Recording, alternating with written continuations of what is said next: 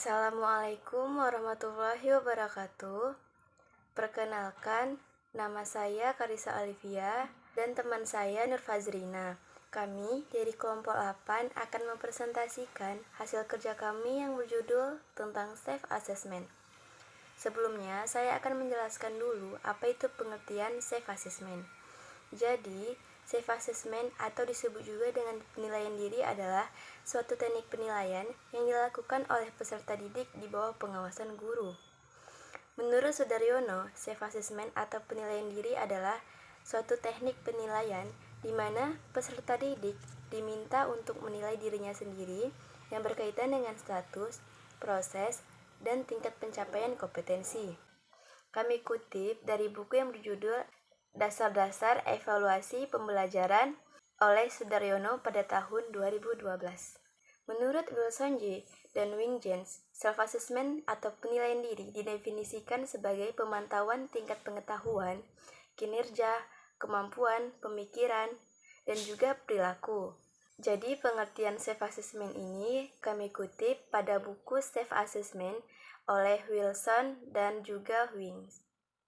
Penilaian autentik adalah suatu proses evaluasi yang melibatkan berbagai bentuk pengukuran kinerja yang mencerminkan pembelajaran, prestasi, motivasi, dan juga sikap siswa. Contohnya, pada teknik penilaian autentik meliputi penilaian kinerja, portofolio, dan penilaian diri.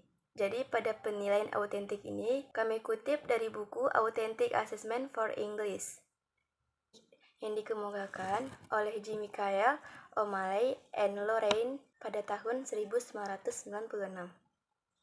Kerangka penilaian diri mendefinisikan suatu kesuksesan bagi guru dan juga siswa, karena telah melakukan mastery, yaitu suatu skill atau kemampuan, dan juga tugas-tugas belajar dalam proses pembelajaran. B. Pentingnya penilaian diri. Jadi, pada self-assessment ini ada beberapa poin penting pada pentingnya penilaian diri.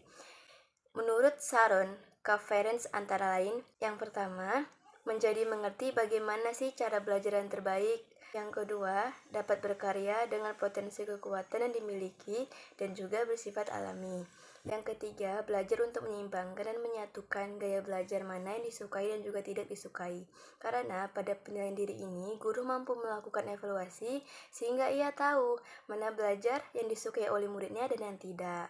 Jadi hal ini dapat berdampak baik untuk kedepannya. Kemudian, belajar untuk menggunakan pemikiran yang kritis. Jadi dalam penilaian diri ini, belajar kita juga menggunakan pemikiran yang kritis.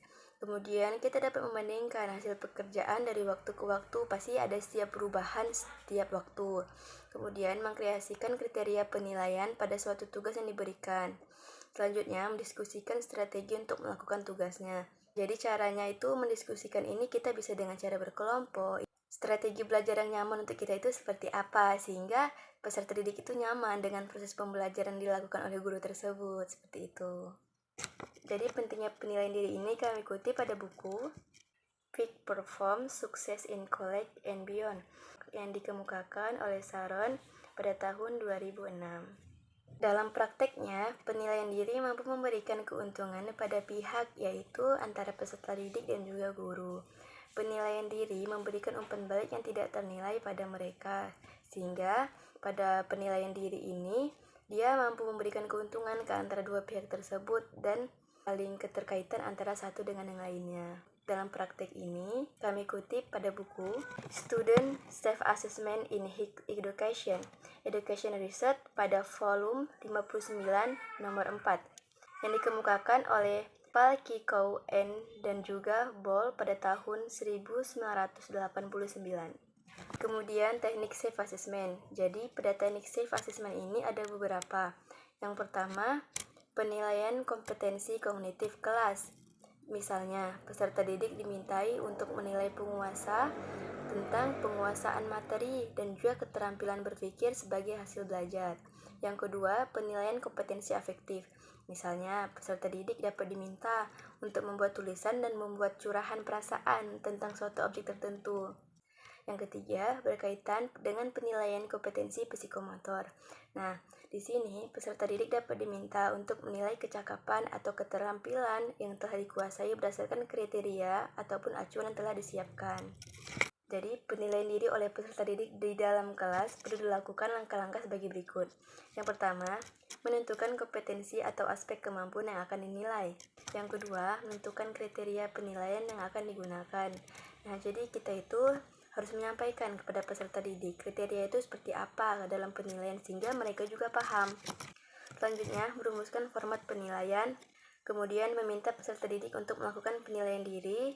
Selanjutnya, guru mengkaji sampel hasil penilaian secara acak, yang berfungsi untuk mendorong peserta didik supaya senantiasa melakukan penilaian diri secara objektif.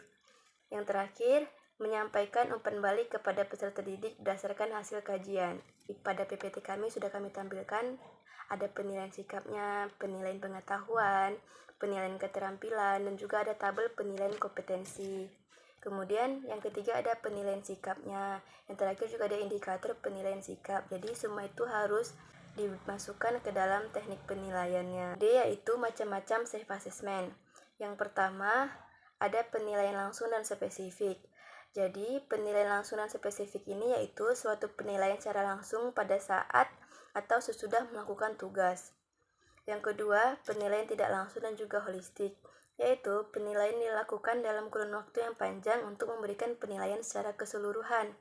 Yang ketiga, penilaian sosio-efektif, yaitu penilaian terhadap unsur-unsur afektif atau emosional. Misalnya, peserta didik dapat diminta untuk membuat tulisan yang membuat curahan perasaan isi hatinya mengenai suatu objek yang sudah kita ajarkan tadi. Nah, jadi di dalam macam-macam self assessment ini tentunya memiliki perbedaan masing-masing. Macam-macam self assessment di dalam penilaian sosio-efektif ini kami kutip pada buku Model Penilaian Kelas Sekolah Menengah Pertama oleh Depdiknas pada tahun 2010. Materi selanjutnya akan disampaikan oleh teman saya, Nurfazrina. Saya Nurfazrina ingin melanjutkan materi yang sudah disampaikan oleh Karissa Alivia. Nah, materi berikutnya yaitu prinsip-prinsip self-assessment. Prinsip-prinsip yang harus diperhatikan dalam self-assessment atau penilaian diri yaitu pertama ada objektif, yang kedua terpadu atau terencana, menyatu dengan proses pembelajaran dan berkesinambungan. Yang ketiga ada ekonomis yaitu efektif dan efisien dalam perencanaan, pelaksanaan, dan pelaporan. Yang keempat ada transparan, yaitu dapat diakses oleh semua pihak. Yang kelima, akuntabel, yaitu dapat dipertanggungjawabkan baik secara internal maupun secara eksternal. Dan yang terakhir, atau yang keenam, ada edukatif, yaitu mendidik dan dapat memotivasi bagi peserta didik dan pendidik. Sedangkan prinsip-prinsip self-assessment atau penilaian diri menurut Gunandar, yaitu yang pertama, aspek-aspek yang mau dinilai oleh peserta didik melalui penilaian diri harus jelas. Yang kedua, menentukan dan menetapkan cara dan prosedur yang digunakan dalam penilaian diri, misalnya dengan daftar cek atau dengan skala. Yang ketiga, menentukan bagaimana mengolah dan menentukan nilai hasil penilaian diri oleh peserta didik. Dan terakhir, atau yang keempat, membuat kesimpulan hasil penilaian diri yang dilakukan oleh peserta didik. Nah, itulah prinsip-prinsip self-assessment menurut Gunandar. Berikutnya yaitu fungsi asesmen berbasis kelas. Nah, yang pertama, fungsi asesmen berbasis kelas ini sebagai landasan pelaksanaan evaluasi hasil belajar peserta didik dalam rangka membantu peserta didik memahami dirinya dan membuat keputusan tentang langkah berikutnya, baik untuk pemilihan program, pengembangan kepribadian, maupun untuk penjurusan. Yang kedua, sebagai alat atau bahan untuk melihat kemampuan dan kesulitan yang dihadapi seseorang saat itu. Yang ketiga, sebagai bahan untuk menentukan apa yang sesungguhnya dibutuhkan dalam pembelajaran siswa. Dan terakhir atau yang keempat, yaitu asesmen digunakan untuk menemukan dan menetapkan di mana letak masalah yang dihadapi serta apa yang menjadi kebutuhan belajar seorang anak. Nah, jadi itulah fungsi dari asesmen berbasis kelas. Jadi, self-assessment juga memiliki keunggulan dan kelebihan. Keunggulan dari self-assessment itu sendiri yaitu pertama, guru mampu mengenal kelebihan dan kekurangan dari peserta didik. Yang kedua, peserta didik mampu merefleksikan mata pelajaran yang sudah diberikan. Yang ketiga, pernyataan yang dibuat sesuai dengan keinginan penanya. Yang keempat, memberikan motivasi diri peserta didik dalam hal penilaian kegiatan peserta didik. Yang kelima, peserta didik mengetahui bagian yang harus diperbaiki. Dan yang keenam, yaitu guru memperoleh masukan objektif tentang daya serap peserta didik. Kekurangan dari self-assessment itu sendiri yaitu pertama, data mungkin ada yang pengisiannya tidak jujur karena self-assessment ini dengan cara membagikan angket kepada peserta didik dan kemungkinan ada peserta didik yang tidak jujur untuk mengisi angket tersebut. Yang kedua, data terjadi kemungkinan peserta didik menilai dengan skor tinggi karena pada angket tersebut terdapat cara penjumlahan atau nilai dari skor setiap soalnya, maka peserta didik mengisinya tidak jujur karena ingin memiliki skor yang tinggi. Yang ketiga, hasilnya kurang akurat. Dan yang keempat, kurang terbuka. Yang kelima, cenderung subjektif. Nah, jadi itulah kekurangan dan kelebihan dari self-assessment.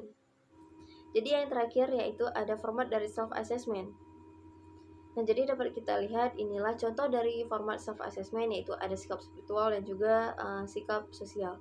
Nah, di sikap spiritual terdapat petunjuk yaitu berilah tanda cek pada kolom ya atau tidak sesuai sikap spiritual yang ada pada dirimu. Lalu kemudian terdapat mata pelajaran, nama, kelas, sikap yang dinilai yaitu spiritual. Kemudian di bawahnya ada tabel yang berisi dari 5 pernyataan dan di bawahnya lagi ada jumlah skor perolehan. Jadi pedoman peskorannya itu yaitu jika jawaban iya diberi nilai 2, jika jawaban tidak diberi nilai 1. Jadi skor tertingginya 2 dikali 5 pernyataan, jadi skor tertinggi yaitu 10. Perhitungan skor akhir menggunakan rumus skor perolehan per skor tinggi dikali 100 sama dengan skor akhir. Untuk sikap spiritual, sama seperti sebelumnya, terdapat petunjuk yaitu berilah tanda cek pada kolom ya atau tidak sesuai sikap sosial yang terdapat di dalam dirimu. Lalu kemudian situ terdapat mata pelajaran, nama, kelas, dan sikap yang dinilai yaitu toleransi. Perhitungan skor akhir menggunakan rumus skor perolehan per skor tertinggi dikali 100 sama dengan skor akhir. Nah, itulah contoh format penilaian diri atau self-assessment. Sekian presentasi dari kelompok kami. Semoga penjelasan yang telah kami berikan dan informasikan bermanfaat bagi teman-teman semuanya. Lebih dan kurang kami mohon maaf. Saya akhiri, wabillahi taufiq wal hidayah. Wassalamualaikum warahmatullahi wabarakatuh.